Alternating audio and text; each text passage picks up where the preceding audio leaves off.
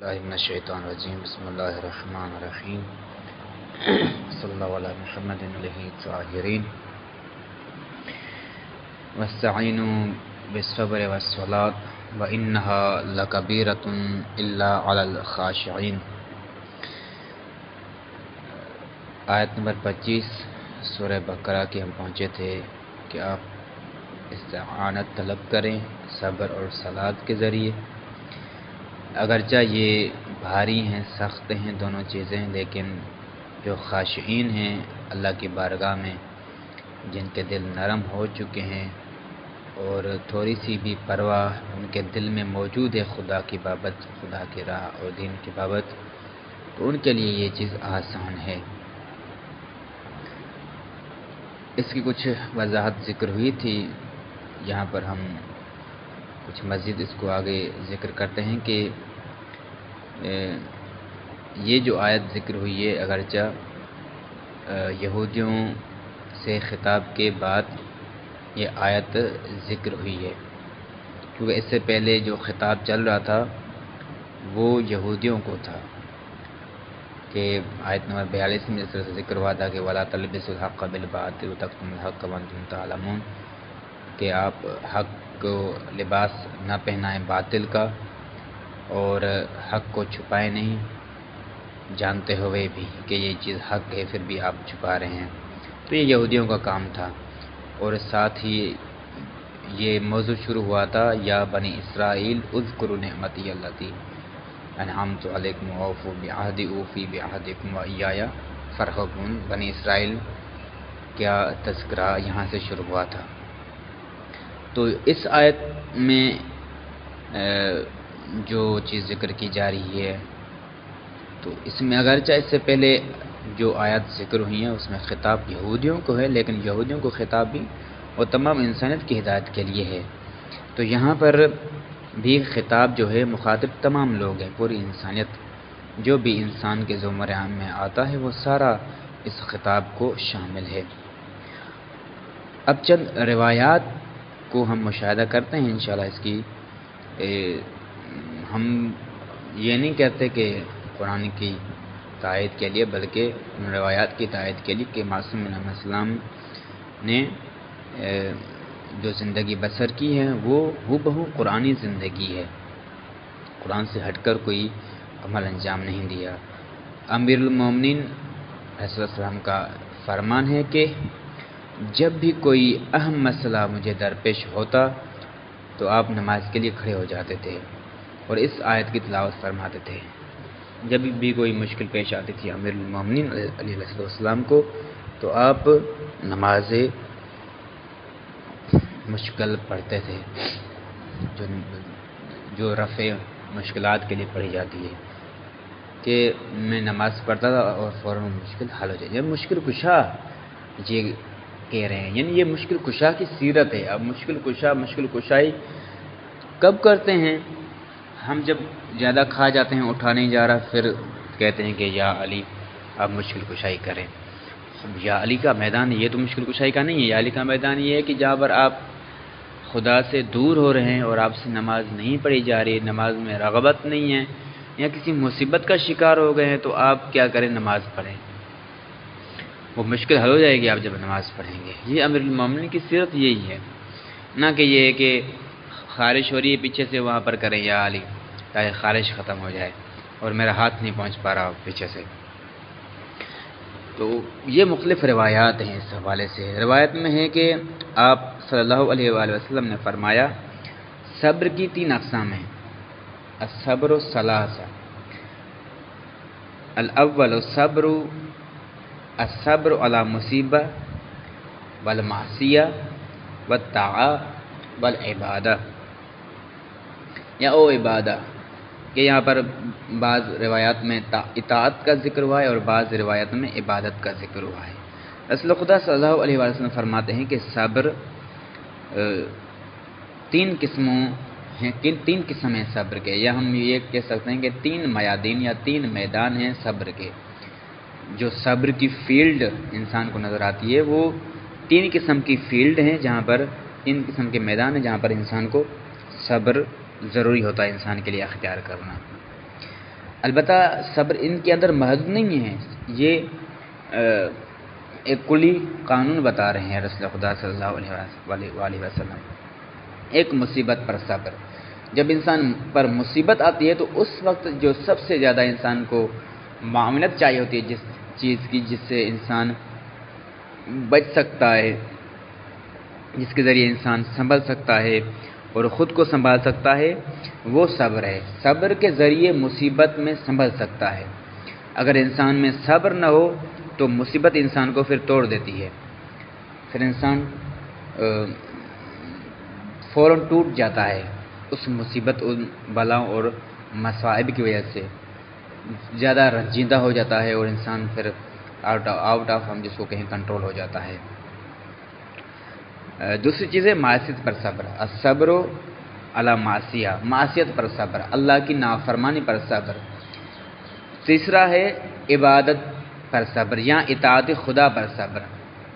تو یہ بحار الانوار جلد نمبر 71 اور صفحہ نمبر 77 کے اندر یہ چیز ذکر کی گئی ہے۔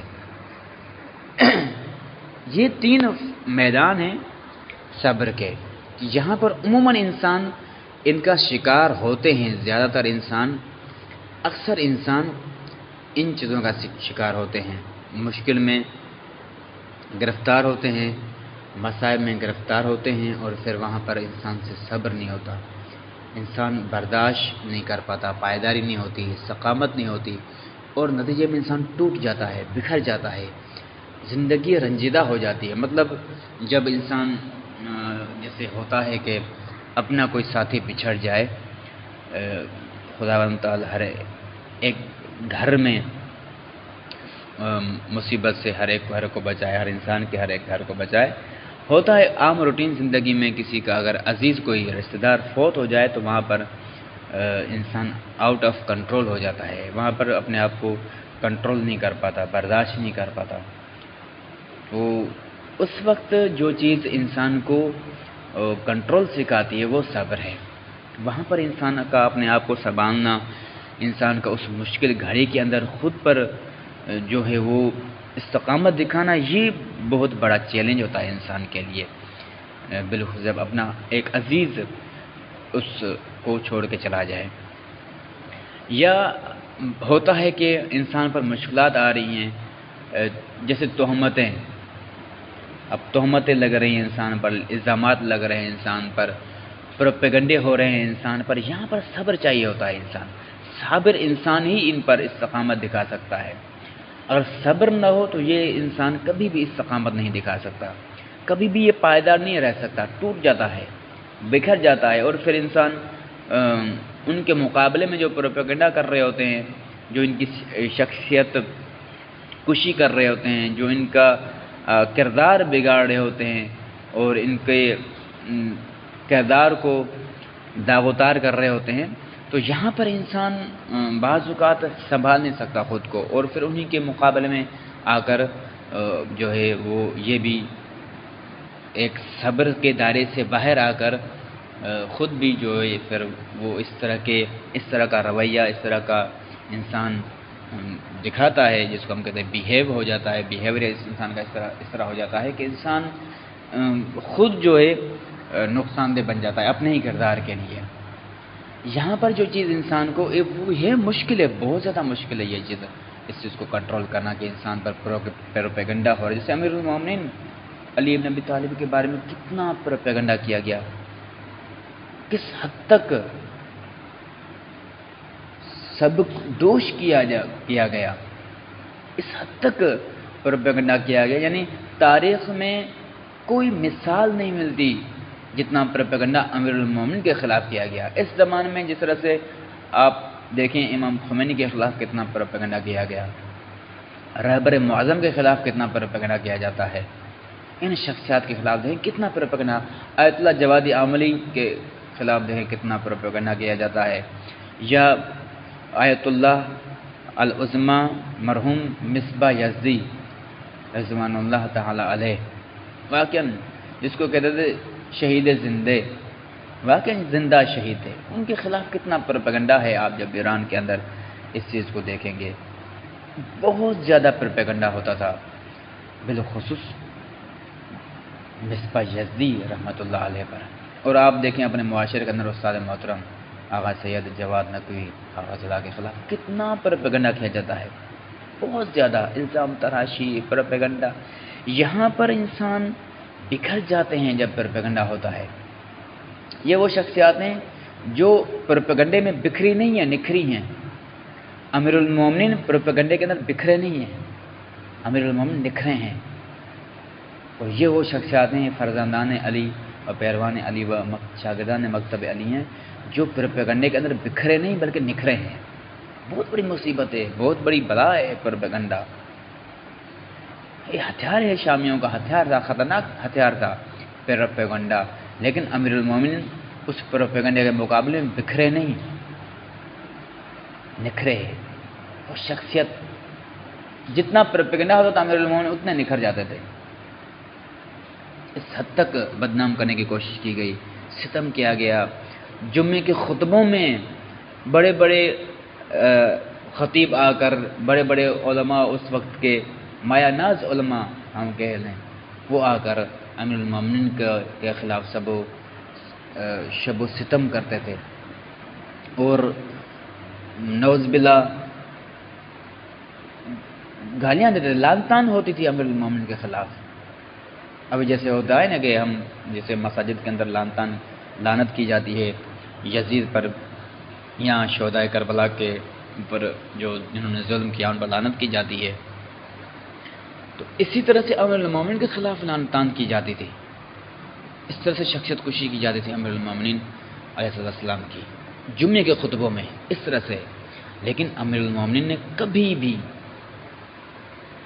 ان کے خلاف کوئی اس طرح کا قدم نہیں اٹھایا، نہ رویہ امیر المومنین کی زندگی میں رویے میں کبھی چینجنگ آئی، کچھ بھی نہیں ہوا. امیر المومنین کو ایک حرف بھی نہیں بگاڑ سکے، ایک بار بھی بھیگا نہیں کر سکتے تھے امیر المومنین کا. ان کو پتہ تھا کہ ہم امیر المومنین کا جنگ کے ذریعے، تلوار کے ذریعے مقابلہ نہیں کر سکتے، اس کے ذریعے مقابلہ کر سکتے ہیں، لیکن اس کے ذریعے بھی وہ خاطر خواہ کامیاب نہیں ہو سکے. باقی چیزیں اپنی جگہ پر ہیں. جو سب سے زیادہ تکالیف ڈھائیں گئیں امیر المومنین پر وہ یہی پروپیگنڈا تھا.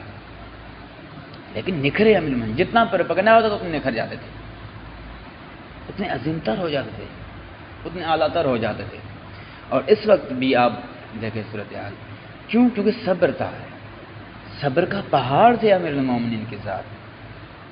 اور باقی جو صبر ملا ہے امام حسن مجتبیٰ کو آپ دیکھیں، امیر المومنین کے بعد امام حسن مجتبیٰ کے ساتھ کیا ہوا، لیکن وہاں پر دیکھیں صبر کا پہاڑ بن کر ابھرے امام حسن مجتبیٰ. اور وہی منصوبہ جو دشمن نے بنایا ہوتا امام حسن مجتبیٰ کی رسوائی کے لیے، اسی منصوبے کو ایسے ہی تھوک مار کر پھینکا دشمن کے خلاف.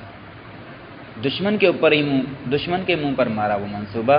مکر و مکر اللہ واللہ خیر الماکرین.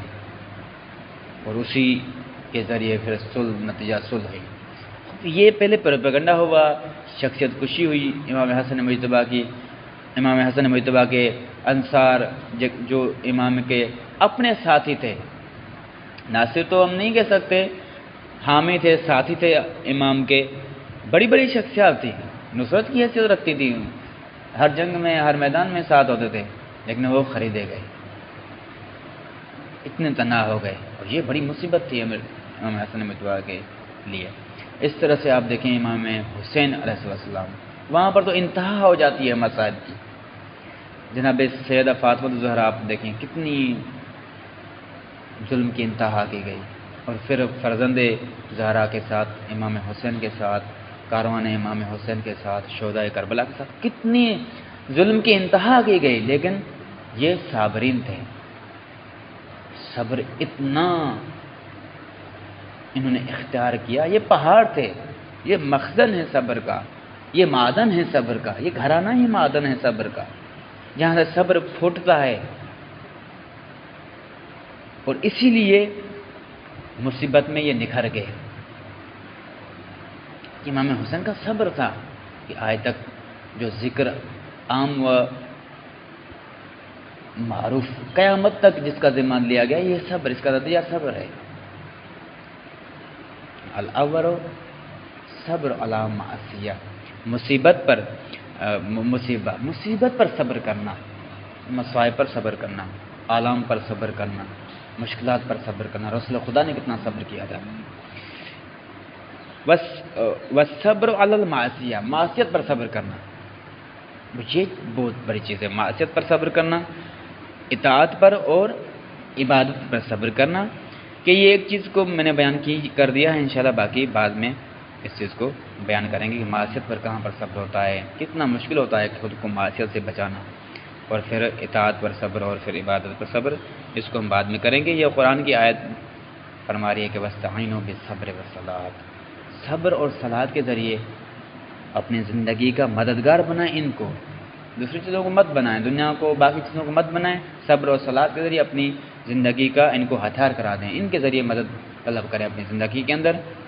اور یہ خاشعین کے لیے بہت آسان چیز ہے، جو خاشعین نہیں ہیں، خاشع نہیں ہیں، جو لاپرواہ ہیں، ان کے لیے تھوڑی سخت ہے یہ چیز۔